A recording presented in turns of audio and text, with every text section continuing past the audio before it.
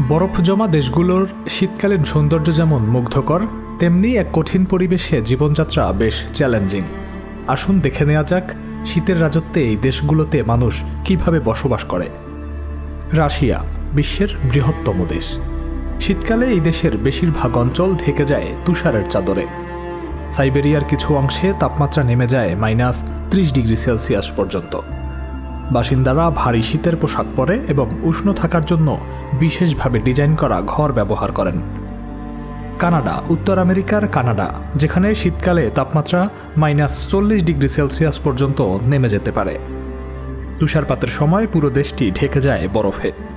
এখানকার মানুষজন শীতকালীন খেলাধুলা যেমন স্কি এবং স্নোবোর্ডিংয়ের মাধ্যমে শীত উপভোগ করেন।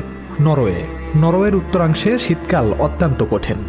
তাপমাত্রা -25°C পৌঁছাতে পারে এবং পোলার নাইটসের কারণে টানা কয়েক মাস সূর্য দেখা যায় না।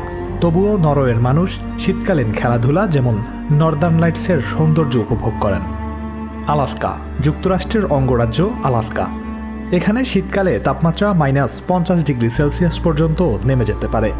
বরফ কাটার যন্ত্র এবং উষ্ণ পোশাক আলাস্কার মানুষের দৈনন্দিন জীবনের অংশ। শীতের কঠিনতা সত্ত্বেও তারা এই ঠান্ডাকে মোকাবিলা করে সাহসিকতার সঙ্গে।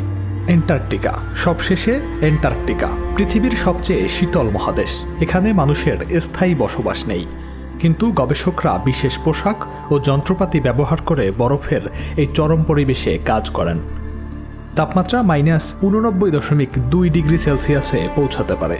এই দেশগুলোর শীতকালীন জীবনযাত্রা কেবল চ্যালেঞ্জিং নয়, বরং এর মধ্যে লুকিয়ে আছে অদ্ভুত এক সৌন্দর্য।